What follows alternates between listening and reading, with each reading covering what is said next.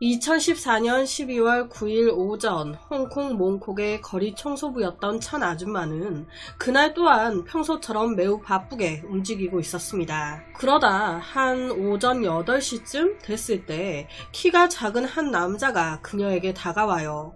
그는요 다짜고짜 안녕하세요 아줌마, 다른 게 아니라 저 여기 옆에 하버호텔에 묵고 있는 투숙객인데 제가 버려야 될 게 있는데 너무 무거워서 혼자 옮길 수가 있어야죠. 그래서 그런데 저 옆에 손수레 좀 빌릴 수 있을까요? 쓰고 바로 갖다 드릴게요. 보니까 남자가 30대로 젊어 보이고 그리고 예의 바르게 싹싹하게 웃으면서 얘기하니까 별로 대수롭지 않게 생각해 바로 빌려준 거예요. 그렇게 손수레 카트를 집어들고 다시 호텔로 들어간 남자는요, 약 15분 후 큰 비닐 가방 같은 걸 하나 들고 나옵니다. 그걸 카트에 올리고 이 찬 아줌마가 있는 쓰레기장으로 와요. 그리고 그 카트에 있는 가방을 들어 쓰레기통에 넣으려고 하는데 이 남자가 계속 낑낑대면서 그 가방을 못 들어 올리는 거예요. 뭐가 들어 그렇게 무거운 건지 낑낑대니까 이때 아줌마가 저 총각 내가 도와줄게요 하면서 그걸 같이 든 거예요. 그런데 진짜 생각보다 너무 무거웠던 거지. 그러니까 이때 아줌마가 아니 이 안에 뭐가 들었길래 이렇게 무거워요? 안에 무슨 벽돌이라도 넣어놨나? 그랬더니 이때 이 남자는요, 아니에요, 이것저것 잡동사니를 좀 다 넣었더니 이렇게 많아졌네요. 결국 둘이 같이 힘을 합쳐 쓰레기통에 버렸습니다. 그 후에 이 남자는 아주머니 감사합니다 얘기를 하곤 황급히 자리를 떠납니다. 그런데 늘 하는 얘기지만 이 사람의 촉 무시 못하죠. 이 찬 아줌마 너무 이상했던 거예요. 내가 그 가방을 같이 든다고 들었을 때 잡동산이라고 하기에는 뭔가 되게 물컹했거든. 잡동사니 물건이라면 뾰족한 부분이나 모서리 부분, 둥근 부분 이런 게 잡히는데 이거는 촉감이 약간 부드러운 것 같으면서도 약간 물컹했거든. 잡동사니 느낌은 아니었는데. 그래서 이때 이 아줌마가 남자가 간 걸 확인한 후에 바로 과일칼을 가지고 와가지고 그 가방을 찢어 본 겁니다. 봤더니 역시나 사람이네. 시꺼바죠. 그렇게 오전 8시 40분 경찰에 신고가 들어간 거예요. 당시 사망한 고인은요, 젊은 여성으로 머리부터 목까지 테이프로 칭칭 감겨 있었습니다. 발목에도 테이프가 엄청 감겨 있었어요. 진짜 심한 부분은 이 테이프가 피부 표면까지 깊이 옥지에 들어간 상태였었대요. 파고 들어간. 그리고 고인의 상반신은 검은 민소매만 입혀 있었고 하의가 알몸으로 가방 속에 마치 그 엄마 뱃속의 태아 자세로 들어 있었습니다. 시신 상태로 봤을 때 사망한 지는 하루 이상으로 추정됐어요. 이 사건은요, 무려 범인을 본 아무것도 모르고 범인과 시신 유기를 도왔던 목격자가 있죠. 찬 아줌마. 이 아줌마는요, 이 남자가 분명히 하버호텔에 투숙하고 있는 투숙객이라고 했었다. 키가 되게 작았고 한 30대로 보였다. 경찰은 이 단서를 통해 바로 호텔 조사 시작합니다. 그리고 근처 CCTV를 모두 회수해 확인해 보는데 아줌마가 말한 인상착의와 비슷한 데다 카트를 끌고 가는 남자 발견. 그 남자는 당시 37살이었던 류장휘. 호텔 투숙 기록으로 경찰은 쉽게 그의 집까지 확인했어요. 그래서 시신 발견하고 바로 몇 시간 뒤인 오후 1시 45분경 집까지 쳐들어갑니다. 그리고 그는 저항하지 않고 바로 체포가 되는데 이때 딱 경찰한테 얘기해요. 제 실수로 그 여자를 죽였습니다. 깊이 반성하고 있습니다. 정말 죄송합니다. 경찰은 실제 그의 집에서 고인의 핸드폰과 피와 피 묻은 머리카락이 뒤엉켜 붙은 채 숨겨져 있는 토마토 주스 유리병을 찾아냅니다. CCTV를 확인했을 때 시신 발견 전날인 2014년 12월 8일 오후 3시 39분경 류장휘는 검은색 운동복을 입고 검은 상의와 빨간 치마를 입은 그녀를 만납니다. 그리고 둘이 류장휘가 사는 집으로 들어가요. 그 집안에서 무슨 일이 있었던 건진 모르겠지만 약 1시간 후 류장이 혼자 형광 녹색 여행 가방 하나를 딱 끌고 나옵니다. 그렇게 나와서 하버 호텔로 가방 끌고 들어가요. 그렇게 1시간 반 정도 후에 다시 이 남자 나옵니다. 빈손으로 말이죠. 그리고 자기 집으로 가요. 이 시간 동안 류장이 집으로 함께 들어갔던 그녀는 나오는 모습 전혀 없었습니다. 어쨌든 하버호텔에 나와 자기 집으로 돌아갔잖아요. 그리고 바로 다음날 처음 말했던 그 장면, 첸 아줌마한테 가서 죄송한데 카트 좀 빌릴 수 있을까요? 그걸 빌려서 다시 하버호텔로 들어온 거예요. 그리고 얼마 안 가 카트에 가방 하나를 들고 호텔방을 다시 나와 아줌마와 같이 던지고 요요히 도망가는 모습, 이게 다 찍힌 거죠. 얼마 안 가 이 피해자의 신원도 밝혀졌습니다. 그녀는 궈후이밍이라는 여성인데 이게 웃긴 게 범인이 인정했잖아요. 자기가 죽였다고. 그러면서 피해자의 신원이 밝혀진 게 아닌 야, 너 왜 궈후이밍 죽인 거야? 하니까 되게 당황을 하더라는 거예요. 왜냐면 이때까지도요, 이놈이요, 자기가 죽인 여자 이름도 모르고 있었대요. 그저 온라인 아이디 리틀비 이 이름만 알고 있었던 거예요. 생판 모르는 여자 이름이 나오니까 혹여나 자기가 죽인 사람 아닌데 뒤집어 쓴 걸까 싶어가지고 처음에 좀 당황을 했던 거예요. 그렇다면 이 둘 사이에 무슨 일이 있었던 걸까? 우선 피해자 거우이밍은 중국과 태국 혼혈로 학교에서 공부도 엄청 잘하고 얼굴도 이쁘게 생긴 여자였어요. 당시 언어를요, 영어, 태국어, 일본어, 한국어를 했대요. 대단하죠. 그러니 가족들 기대가 얼마나 컸겠습니까?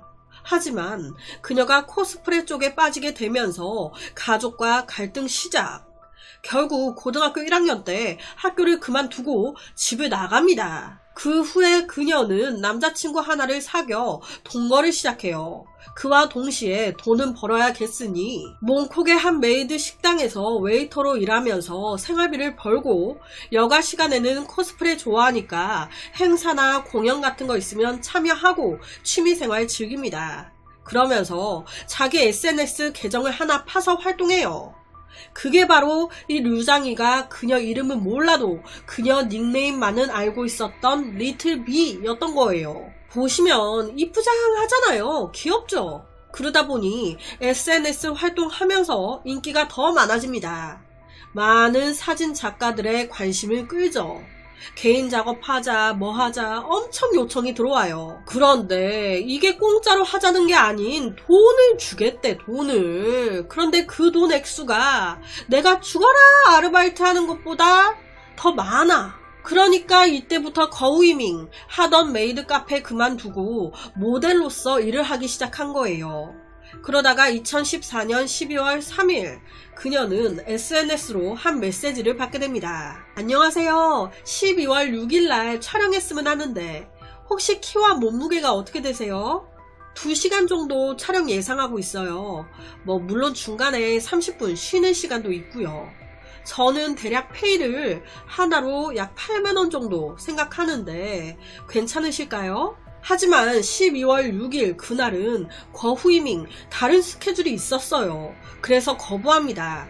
그랬더니 이 남자가 그럼 12월 8일은 어떠세요? 아, 그날은 괜찮아요. 그렇게 12월 8일 오후 3시 40분쯤에 만난 사람이 바로 류장이었던 겁니다. 앞서 언급했지만 그녀는 동거남이 있었어요. 내 여자친구가 사진 촬영하고 오겠다며 나갔는데 증발하든 연락도 안 되고 집에도 안 오니 이 동거남이 실종 신고를 해놨었던 거예요. 자, 여기까지가 피해자인 궈우이밍의 상황입니다. 이놈은 왜 이딴 거짓 메시지를 보냈으며 왜 그녀를 죽인 걸까? 체포된 후에 류장이 사건 전말을 다 얘기했는데 지금부터는 죽은 자는 말이 없다고 살인자의 말입니다. 즉 믿거나 말거나. 류장이는 당시에 한 달 정도 실직 상태였어요. 아내의 수입으로 생계를 이어가는 상황이 된 거예요. 그러다 보니 부부는 돈을 아끼기 위해 처가댁으로 들어갑니다. 자기 말로는 처음에는 진짜 사진 촬영이 목적이었다는 거예요. 그렇게 약속한 날 12월 8일 그는요 어느 정도의 돈을 가지고 집을 나옵니다. 왜냐면 사진 촬영하려면 내가 원하는 옷을 입혀야 될 거 아니에요. 그러니까 그 옷 사려고 옷가게들을 도는데 못 고르겠어. 그래서 거후이밍을 딱 만난 후에 자기한테 고르게 해야겠다라는 생각에 데리고 다시 옷가게로 가요. 당연히 정상적인 옷들일 리가 없죠. 다 너무 야하고 말도 안 돼. 그러니까 이때 그녀가 저 산타 컨셉으로 한다고 해서 제가 세트로 옷을 다 가지고 왔어요. 여기 있는 옷들은 좀 별론데. 거부를 한 거예요. 그렇게 둘은 쇼핑몰을 나옵니다. 애초부터 이 둘은요 합의가 된 상태였어요. 무슨 합의? 사람 많은 공공장소에서 사진 촬영하기로. 하지만 이때 그는 나는 같이 옷 고르고 뭐하고 하면 시간이 좀 걸리겠다 싶어서 카메라 장비가 너무 무거워서 집에 놔두고 왔는데 같이 가서 가지고 올래요? 라고 말합니다. 거후이밍은 조심성이 많은 여자였어요. 이 말에 처음에 거부합니다. 가지고 오세요. 저 여기서 기다릴게요. 그런데 이놈이 끈질기게 같이 가자고 한 거예요. 그러니까 같이 가게 됐던 겁니다. 당시 그 집안에는요 아내, 장모님 아무도 없었어요. 방에 들어간 후에 그는요 자연스럽게 거후이밍 밖에 나가서 옷 갈아입으려면 힘들고 시간 걸리니까 여기서 옷 갈아입고 나가게, 저기 화장실 있으니까 갈아입고 나와요. 하지만 이때 거후이밍 다시 거절합니다. 괜찮아요. 밖에 화장실 위치 알아놨으니까 금방 가서 갈아입죠 뭐. 이 말에 류장이가 기분이 굉장히 언짢았다는 거예요. 그래서 자기 느낌대로 그대로 말한 겁니다. 아까 내가 옷 고르라고 했을 때도 거부하더니 이번에도 왜 자꾸 내 말에 토를 달지? 날 무시하는 건가? 야, 너 지금 내가 직업도 없는 백수 새끼라고 내 말 들을 필요 없다 뭐 그런 거야? 그 전 직장 동료 새끼들은 나만 왕따 시키고 학교 다닐 때도 나 키 작다고 이것들이 무시하고 조롱하고 아주 지긋지긋해 내가. 그런데 너까지 그러는 거야? 딱 이런 식으로 말을 하니까 여기서 거후이밍 뭔가 느낀 거예요. 바보가 아닌 이상 딱 좀 불길하잖아요. 그러니까 토닥토닥 거려준다고 거후이밍이 이때 이 말을 했던 것 같아요. 이때 류장이한테 아니에요. 절대 아니에요. 저 이건 그냥 하는 말인데 우리도 겉으로만 화려해 보이고 돈 벌기 쉬운 것 같이 보여도 전혀 그렇지 않아요. 상처 없고 힘듦 없이 살아가는 사람이 어딨겠어요. 아무 걱정 없이 보일 뿐이지 사는 건 다 똑같죠. 나도 당신처럼 힘들고 외롭고 그런 거 많이 당하고 많이 겪어봐서 나도 잘 알아요. 많이 힘들죠. 알아요. 여기서 뭔가 이상한 문장이 있습니까? 이거는 누가 봐도 위로한다고 한 말 아니에요? 그런데 이 말을 듣고 류장이가 터진 거예요. 이 말이 자극이 돼버린 겁니다. 갑자기 내가 뭘 잘못했는데, 내가 너한테 뭘 잘못했는데 날 왕따시키고 네가 뭔데 날 조롱하고 무시하냐고, 네가 뭔데? 순간적으로 이놈이 거후이밍을 자기 왕따시킨 전 직장 동료인 양, 거후이밍이 자기 어릴 때부터 키 작다고 놀리고 조롱한 왕따시킨 학교 친구들인 양, 그녀를 향해서 분노를 표출하기 시작한 겁니다. 자기가 겪었던 모든 좌절감과 분노를 이때 거후이밍한테 다 터트린 거예요. 이 여자가 무슨 죄야? 그는 막 소리 지르면서 바로 옆에 있던 토마토 주스병을 집어 들고 미친듯이 그녀의 머리를 때리기 시작. 이런 상황에 거후이밍은 가만히 있었겠습니까? 놀래서 저항하기 시작한 거예요.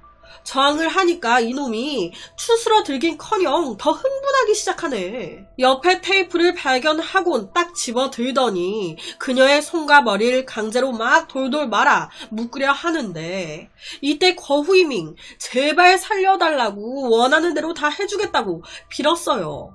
하지만 그는 눈 하나 꿈쩍 안 하고요. 오히려 술 하나를 가지고 와서 강제로 그녀의 입을 벌리곤 그 입에 술을 막 집어넣습니다. 그러면서 이때 이 술병 마개까지 거후이밍 입에 들어가요. 나중에 그녀 입에서 나온 이 마개 때문에 법의학자가 이 상황을 추정할 수 있었대요. 그렇다면 여기서 궁금해지죠. 눈깔 돌아서 여자를 죽이려고 막 했던 남자가 왜 갑자기 술을 가져와서 그녀 입에 털어 넣었을까? 그 이유는요, 자기 딴에 거후이밍한테 술을 막 먹여서 완전 취하게 만들고 싶었던 거예요.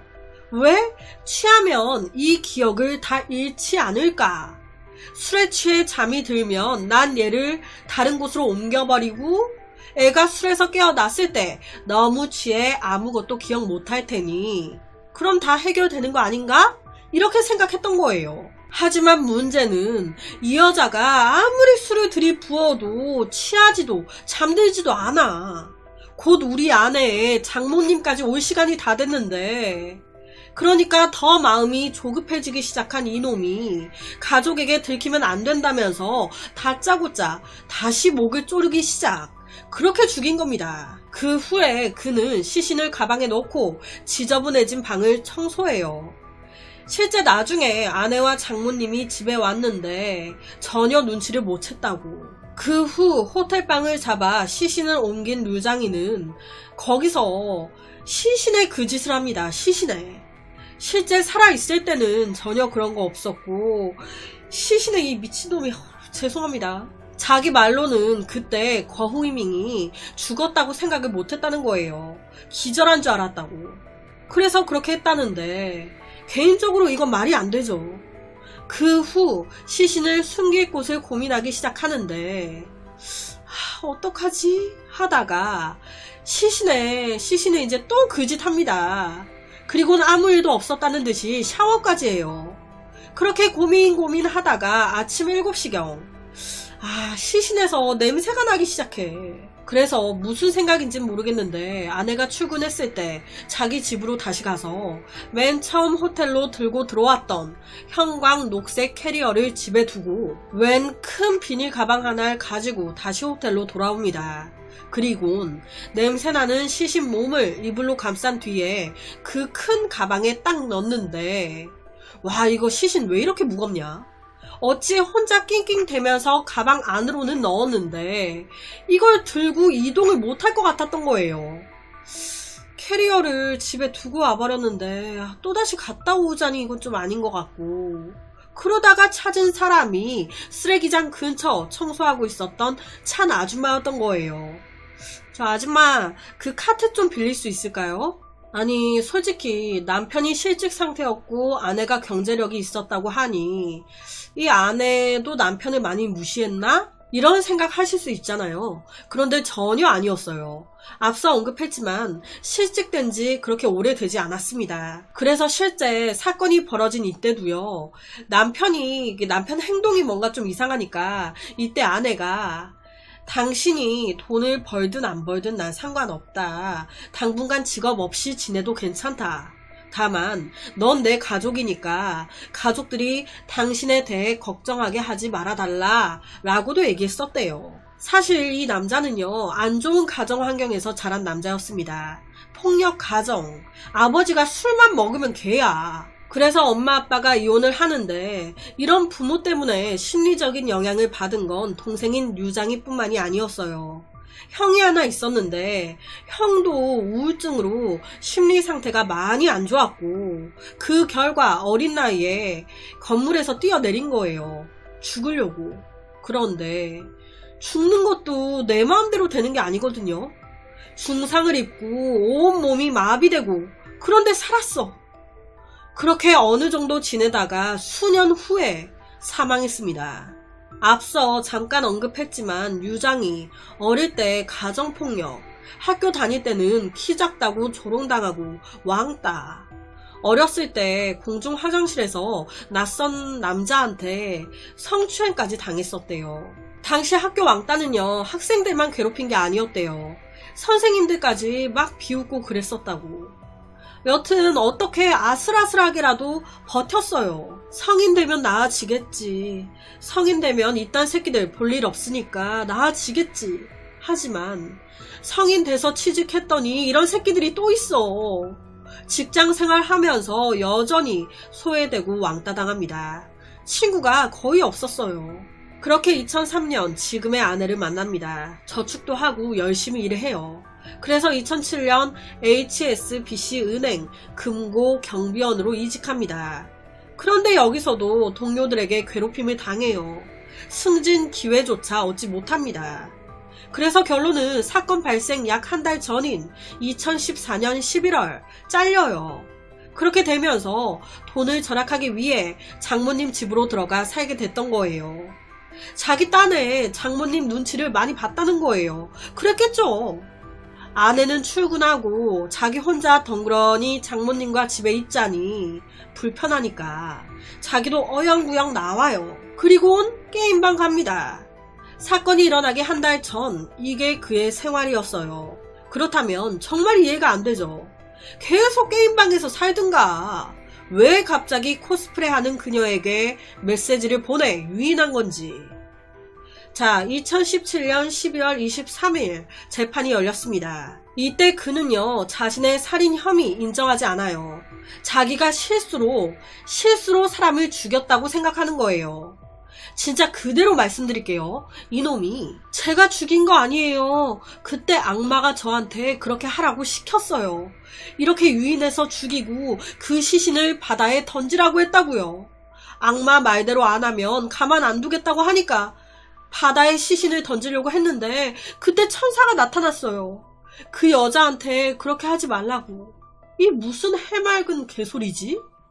한 번은 이렇게도 말하고요. 또 한 번은 저는요, 사실 하나님의 아들이에요. 시간과 공간을 초월해 지옥으로 여행할 수도 있죠. 사실 전 보통 인간이 아니에요. 하느님도 하늘에서 이 재판 보시다가 이 새끼가 하는 말 듣고 깜짝 놀라셨을 것 같은데 하도 이 말도 안 되는 소리를 하니까 한 번은 판사가 약간 캐물은 거예요. 막 캐물었더니 또 아무 말을 못해. 누가 봐도 정신병이 있는 거 아닌가 싶죠. 정신감정했어요. 그거 아시죠? 정신병원 의사들은요, 이 사람이 정신병 걸린 척 연기하는 것도 구분해낼 수 있대요. 이걸 구분하신 겁니다. 사건 발생 당시 이 남자 전혀 정신병 없었다. 이거 다 헛소리, 심신미약으로 감형받으려는 개수작으로 보인다. 실제 그의 아내 또한 그와 같이 살면서 단 한 번도 우울증 때문에 그가 힘들어했다거나 우울증 진단을 받았다거나 이런 적 없었고, 사건이 발생했던 그 전날 그 후까지도 전혀 그는 매우 침착했고 정상이었다고, 그러니까 개생쇼를 부리고 있다고 얘기했습니다. 이런 그에게 사형이 내려져야 마땅하건만 2018년 3월 13일 판사는 그의 행동은 극도로 추악하고 비인간적이며 살인은 끔찍하고 잔인하다. 사회 안정에 심각한 영향을 미치기에 무기징역을 선고한다. 개인적으로는 어리고 이쁘장한 여자 유인해가지고 어찌 해보려고 했는데 이 여자가 만난 그 순간부터 다 내 말을 거역하네. 그러니까 그냥 그게 쌓이고 쌓여 내 마음대로 되는 게 하나도 없는데 너는 지금 내가 돈 준다고 하는데도 거역을 하네? 이래저래 다 짜증나니까 죽인 것 같은데. 참, 그래서 오늘은 너무 할 말이 없는 한 살인사건을 가지고 왔습니다.